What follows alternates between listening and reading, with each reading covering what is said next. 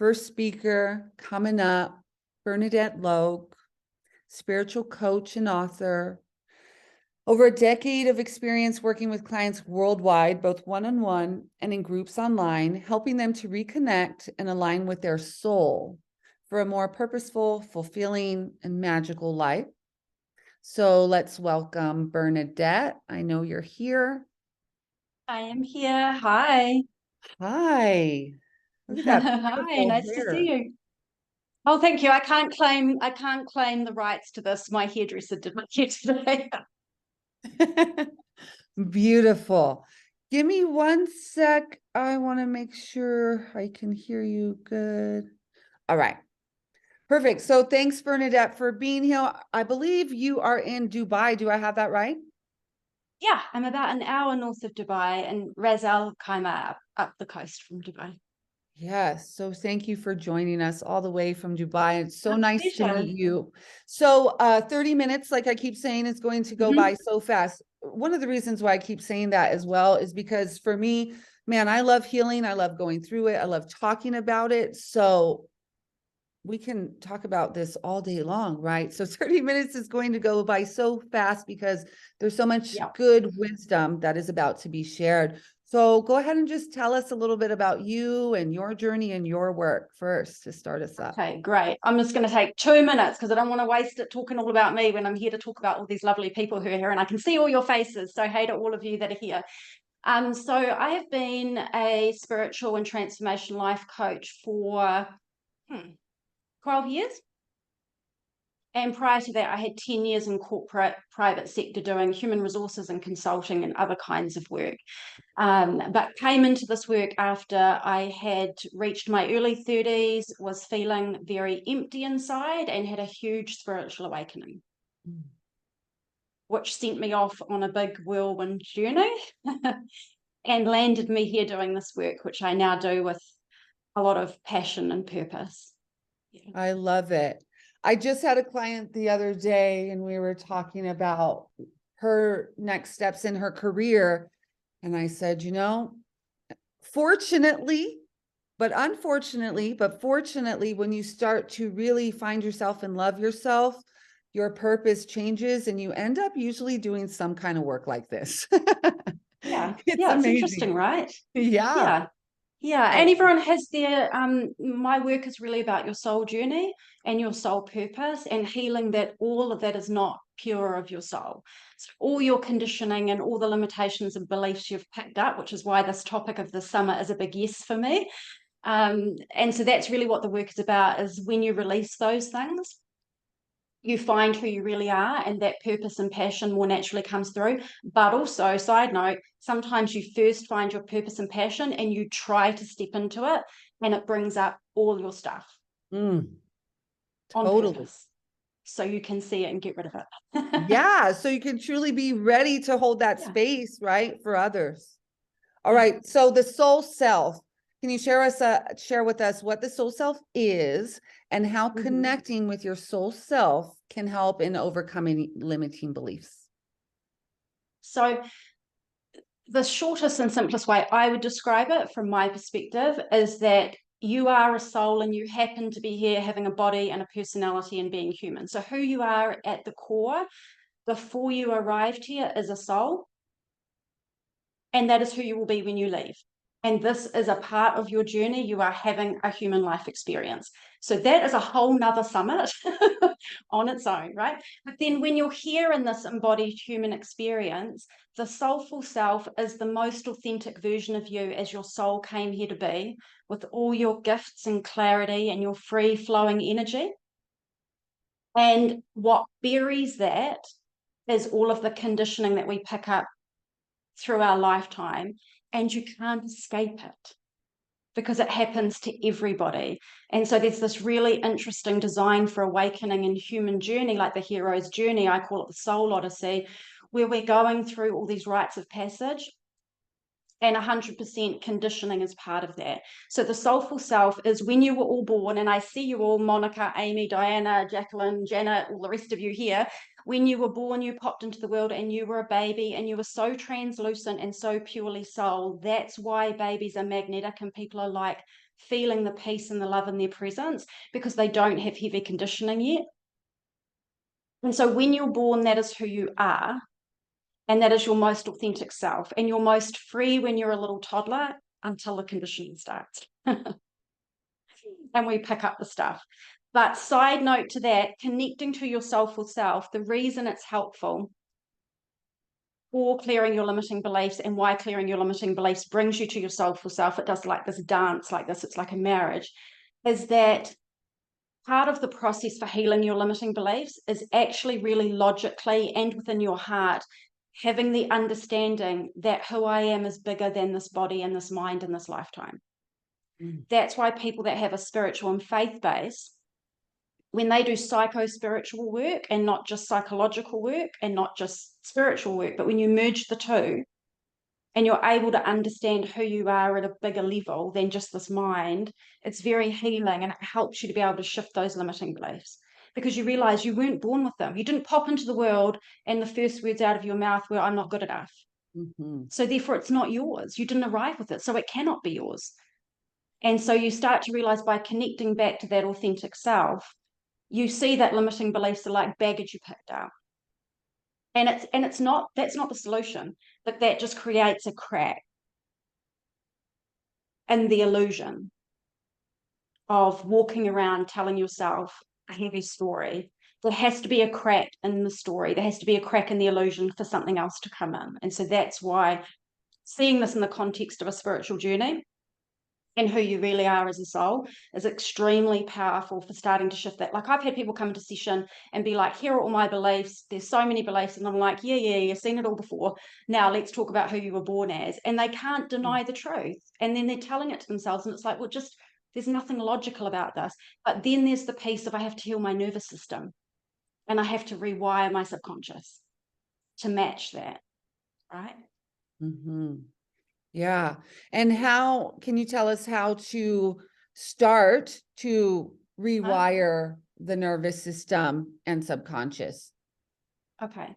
So for years before I developed this Soul Odyssey framework that I have about the spiritual journey and the healing journey to be your authentic self, I did a pure mind mastery program and I did that for years. And so that was like my bread and butter and I loved it and people loved it. That's inside what I do as spiritual work now as a component of it. But the core crux of it, I'm going to take you through 6 things because I want it to be something that people can take away in this Yeah, so rapid let fire me session. just interrupt. She's going to give 6 steps, 6 tools. So if you want to write this down, sure. Go ahead. Okay, Thanks, perfect. Brenda. So this is from many years and decades, by the way, because I've been on the personal growth journey since I was about 18. So this is about 27 years, something like that. And studying all types of things, Eastern, Western, psycho-spiritual, the whole shebang. So the first thing is you want to know what you are addressing. And it sounds really simple, but people go, yeah, I kind of know I don't really feel good enough. And so now I'm just going to try and fix that. Well, hang on a minute here. You have a paradigm and it is filled with very unique perspectives about you. And you want to name exactly what they are. Otherwise, you're haphazardly trying to heal something. And the way that I describe it is you don't go to the doctor and go, I feel a little unwell. And the doctor just goes, I'll just give you all the pills on the shelf. And you just take them all and hope something sticks. You don't do that. You get really logical and methodical about it and you take what is going on up in here that is really messing with me. So you look at the core foundational things you believe about yourself, but also you can go by like a really logical map of your life. What do I believe about money? What do I believe about relationships? What do I believe about my safety? What do I believe about my body? And you get a list. Now it's overwhelming because people go, oh my gosh, there's like 200 things. And I'm like, yes, there probably is, but there's usually only a small handful that are at the bottom of that block of baggage. But you can't heal what you can't see. So it's got to be done. It's temporarily shining the light on it. Okay. So I'll give you some tips about how you can find them. Number 1, I'm just going to read off from my mind, read off from inside my mind, some of the core beliefs that people have that cause the most problems. Okay. They won't be surprising. I am not enough. I am not good enough. I am not worthy. I am not deserving. I am not whole. I am not complete. I am not supported. I am not connected. I am not loved. I am not accepted. I do not belong, and I am not safe. Now, you walk around with that in your life and you are going to feel it.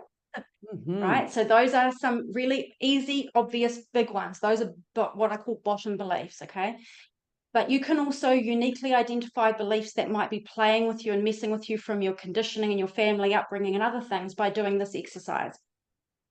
Your beliefs drive your thoughts, and your belief in thoughts drive your feelings, and all of that drives your choices and your actions. So if you don't know what you believe, just trace backwards. This is what I call your equation for creation. You're creating from the inside out, so trace backwards. What would I have to be believing in order for me to be doing those things, feeling that way, and thinking that way? And it'll start to point you back to what's really going on about what you believe about yourself. And FYI, most of the beliefs you need to deal with are not about other people or life, they're about yourself. Okay, so that's the first step. The second step is you need to change your relationship with your beliefs. Because at the moment, when you're living through those beliefs, you totally believe them, right? That's why you call them beliefs. I believed it. So we need to bring in thread of logic to start with to crack the validity. And that's where I say, go back and look at, where did this come from? Who did it come from? And where or why did I pick it up? And footnote, it's usually always before you're 7 or 8 years old, and it's usually from your parents, your grandparents, institutional leaders, church leaders, school leaders, peers on the playground, all of that kind of stuff. Even in the most loving and well-meaning upbringing, you'll pick it up. And when you start to look at that, you start to realize, oh, so I was born without these, and then I got them from these people. So it's just these people's stuff. Or a small child who doesn't know anything about the world trying to make up their mind about what's going on. And all you're doing as an adult is cracking a logical thread. That's all it is. You don't have to believe that they're not true. You're just cracking it. So that understanding has you go, oh, I definitely wasn't born with this. This is not who I am. Now my job is to lead myself into alignment with who I am. So the third step is this. This is where people fall over. It's a really important step. You have to take a loving leadership role with your mind. You want to stand in and say, I'm going to be a confident and loving leader of my mind. And most people, if I got a show of hands, would go, I'm not confident and I'm not a leader and I can't do that. And the answer is you absolutely can, because you have what you need. And that what you need is this: free will and awareness. And inside you have a scared child who feels that they are not something enough. And that child is walking around running your life. Yes. And what you need to give her is what she did not get from her parents, her grandparents, her teachers, her faith leaders, whatever it is. Your job is to give that to her. Can you repeat that one more time, Bernadette? You have a scared little girl running around, you running have the show. You have a scared little girl inside running around, running your adult life. I always say everybody is adults running around with their umbilical cord out, looking for someone to plug it into, because inside is a child running the adult's life. Okay, So it's true for everyone. Hands up, right? You put your hand up, right, Felicia? I'm putting my hand up. Yep, been there, done that. Right? There's nothing wrong with it. I laugh about it. I like to make fun and have fun and like be lighthearted about this stuff, because this shit happens, right? And it's happening to everybody. So we might as well be honest about it. Okay. Yeah. So the thing is that I'm not going to be there with you in the moment when it's 11 p.m. and you're going to lie down in bed and you start talking negatively to yourself. I'm not going to be there to help you remember these steps. Felicia's not going to be there. You have to be there. There's multiple parts of you. There's the scared little person inside, the little child. She needs loving and leadership. Then there's you as a conscious, aware adult, the one that chooses to come to summits, the one that knows somewhere inside there's a soul, the one that doesn't want to live the rest of their life and die carrying this shit around with them. Excuse my language. Okay, so that is the you that has to stand in and has to step up. And here is your job. Number one, choose a different paradigm you want to live by, because you didn't get to choose when you were a child and you got conditioned before you were old enough to know any better. So now it's your job that you're awake, and you are awake because you're here. Your job is to say all the things you want to believe. You write a list. all the things you want to believe about yourself in life, the things you want to think and how you want to feel. That's your first job. That is scripting a paradigm that will counteract step one, which was all the beliefs that are holding you back. Okay. Easiest way to do it is flip it. Take the big list that we wrote in step one, right? We cracked the validity in step two. Now we're flipping it. You have to counteract every single one. It's not good enough to go out and listen to affirmation audios about, I'm a good person, I'm really confident, if underneath you've got a toxic belief that goes, I'm undeserving and I'm nothing. You have to speak to the thing. You have to give the medicine to the thing that is ill at ease in your mind, like literally directly counteract them. Okay. And here is the other part of being a loving leader of your mind. Your mind will not listen to you if your nervous system is frayed. Because if your nervous system is wired and frayed, what it is it's going, I don't care about anything you're telling me. I'm just trying to survive here, people. I'm just trying to stay alive. And I'm not up for listening to any of this.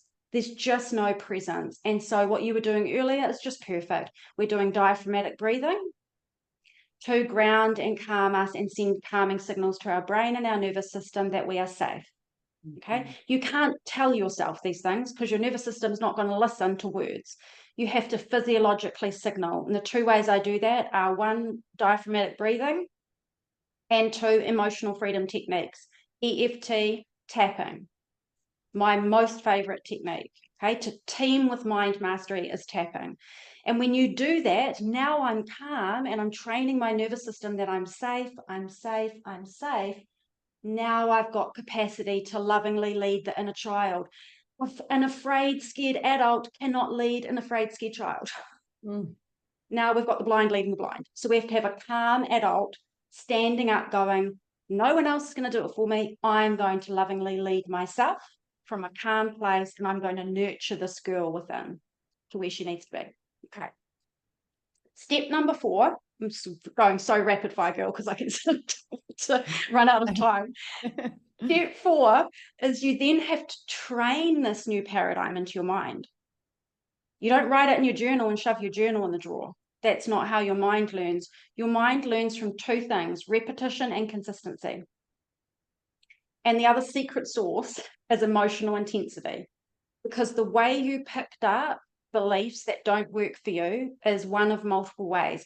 You either heard, saw, or exposed to something so many times that you just took it to be truth and you've pivoted your reality to that belief, or something shocking happened, a trauma, and it was so emotionally intense in that moment that you pivoted on the spot and took a new belief. And so when we want to train our mind, we can reverse engineer it and go, okay, I need emotional intensity because that will open me up. I'll feel safe. I'll feel emotionally positive. I'll be more open to the messages. And I need to repetitively train my mind. If I put you in a room with me and I spoke the same statement to you every day for 30 days, you would be annoyed with me, but you would never forget what I told you because it would have been so repetitive and so intense, positively or negatively. And it's the same thing. So you take that paradigm of new beliefs and you make it easy for yourself and you begin to train your mind on a daily basis. Okay. Like affirmations are awesome. And that's essentially what belief statements are. Generic ones will shift 80% of stuff, but you need personalized for the 20% to really get into those roots, the weeds, from the childhood stage. The 5th step is this, and I don't see this almost anywhere, and that's why I put this step in the process, is this. I'm at home and I'm zen and I'm on my yoga mat and I'm listening to my audio of positive affirmations and I'm saying stuff to myself and it's so awesome and I feel great, and then I go in the world and oh my God, I'm triggered and this is all just falling apart. So here's something really important. When you've started to train your mind and you've gone, stuff this, I'm not going to live life this way anymore. I'm doing this new paradigm and I'm training my mind. Proactively go and look at your past, everything about your past, your present, and what you think is going to happen in the future, and say to yourself, if I really believe these new beliefs, then how would I interpret this differently? Because you can't just go, well, I had 40 years before now and I'm just going to ignore it. I'm just going to pretend that didn't happen. I'm just going to carry on with my new beliefs. You need to turn around and say, well, if this is true about who I really am and who I was born as, I need to look at this differently. When mum did that, when dad did that, when this happened to me when I was younger, whatever, when I got divorced, how am I going to interpret that event differently if I'm interpreting it based on I'm worthy, I'm good enough, I'm deserving, right? And that's where people typically, in my experience, don't follow through with mind mastery, is they're not taking what they're choosing for their life and doing the work to reinterpret the story that they've been living within. And it's not a super simple, it's not difficult once you get going, but it's work. You have to go, well, I can't carry around this story anymore, that I'm a victim of something. I have to look at what's happened to me and say, if I am a soul and I'm worthy and divine, then how am I going to, what's the story I'm going to tell myself about these things that happened to me?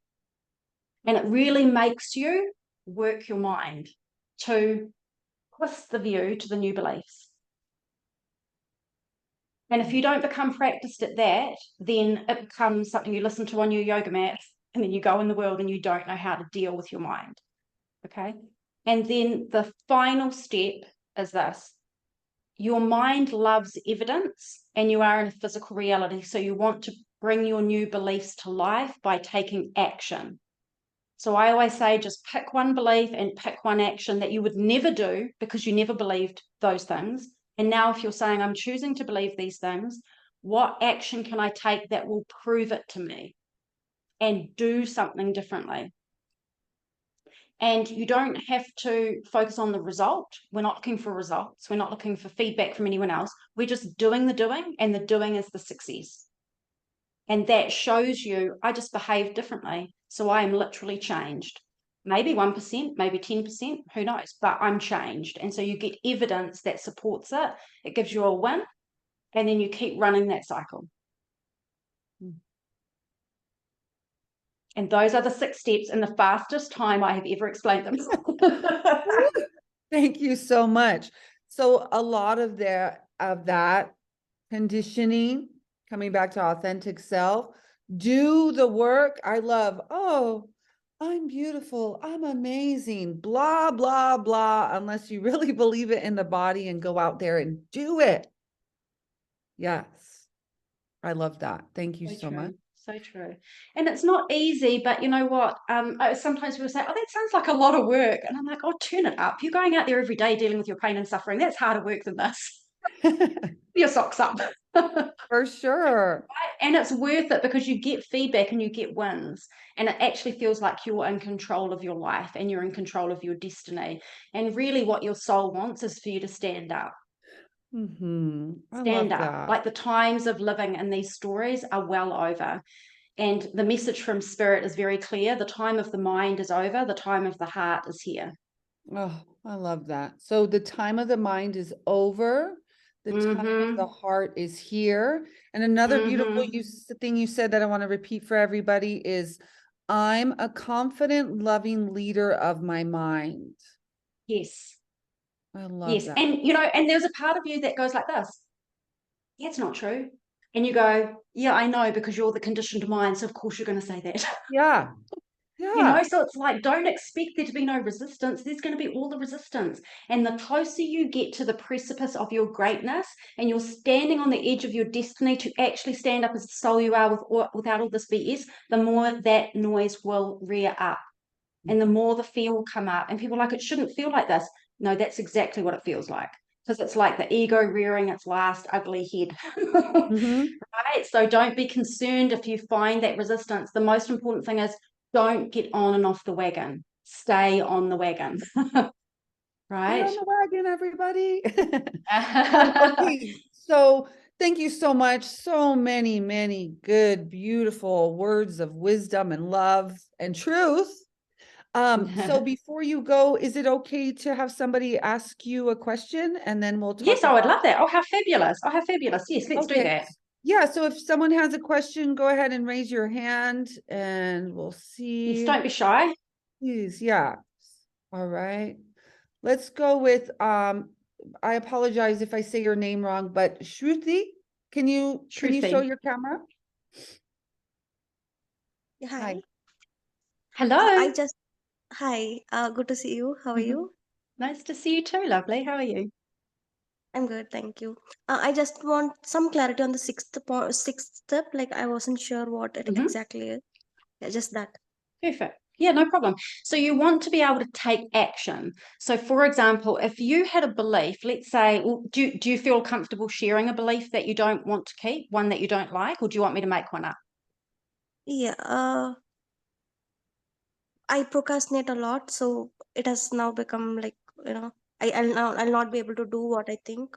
That is what Okay, it is. lovely, perfect. I'll tell you right now, procrastination's not your problem. I know this from lots of experience of doing this. Okay, procrastination is a symptom, and it's a symptom of something deeper. And what it is it's I'm avoiding something because it does not feel safe. Okay, so it can be I'm afraid of the action, I'm afraid of failure, I'm afraid of success, but self-sabotage, procrastination, is actually self-protection. So your mind and your body and your nervous system are trying to protect you, but they just got it a little bit wrong because they don't understand that what you want to do is probably really good for you. Okay, so underneath, let's say, for example, your belief was, well, I'm holding back and I'm procrastinating because I think what I'm going to do is not good enough. Like I might not be good enough at it. Subnote to that, the real belief below that is not, I might not be good enough at it. The real core belief is, I am not good enough. And I won't produce something that's good enough. Okay. Now, that might not be it for you, it might be something else, but that's one of the beliefs that can show up. Okay. So if it was, I am not good enough, and you wanted to ingrain the belief of, I am good enough, okay, a really important one to have, then what you would want to do is say, what actions am I avoiding, or habits am I running, or quirky, weird things I do that are not working for me because I feel not good enough? And what would be the direct opposite of that right now? One thing, just one thing. What is one thing that I would do if I thought I was good enough? That's the opposite of what I'm currently doing, which is I'm not good enough. And you don't have to do the whole action, just take one tiny step. Like if, for example, you're like, I really want to go back and do my master's degree at university, but it was pretty traumatic trying to get my degree, so I'm not going to do it. I don't think I'll be good enough to do masters. Then I'll procrastinate, okay? And underneath, I think I'm not good enough to do it. So the opposite of that, to support the belief I am good enough, is you would go into that university and you would get that application form and you would take that form home and you would fill out that damn form. And you don't have to submit it, so you're safe, okay? This is if you were working with me, I'd be like, and you don't have to submit it, and you don't ever have to do your masters, and that's our agreement, but you have to go and get the form and you have to fill it in.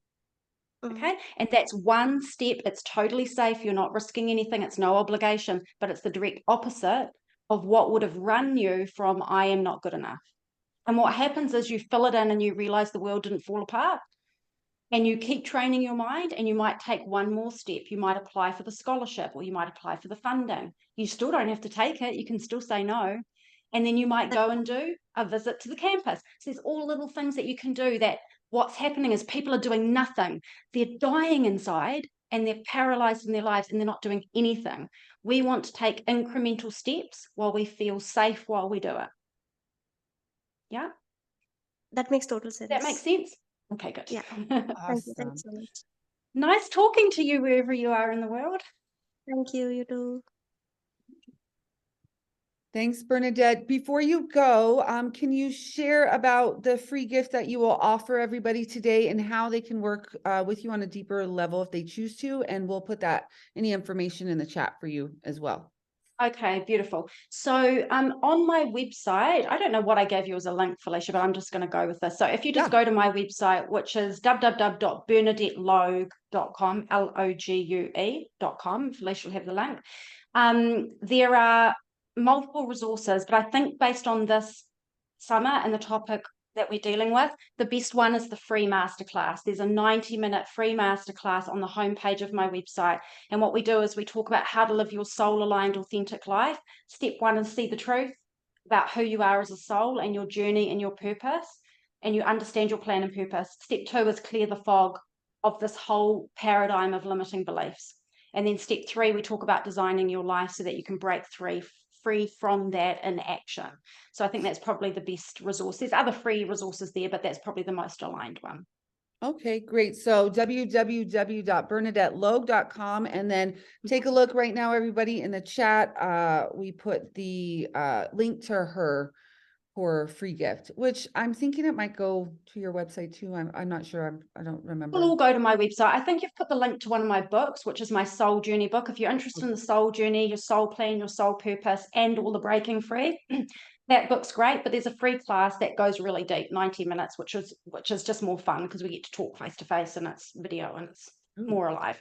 And then I have a program for those that want to work with me. I do one-on-one private coaching, and I also have a group program, which is A to Z of your soul journey. And we do all the clearing, all the undoing of all your conditioning, all your beliefs, the whole shebang. It's not a short course. It's deep and comprehensive.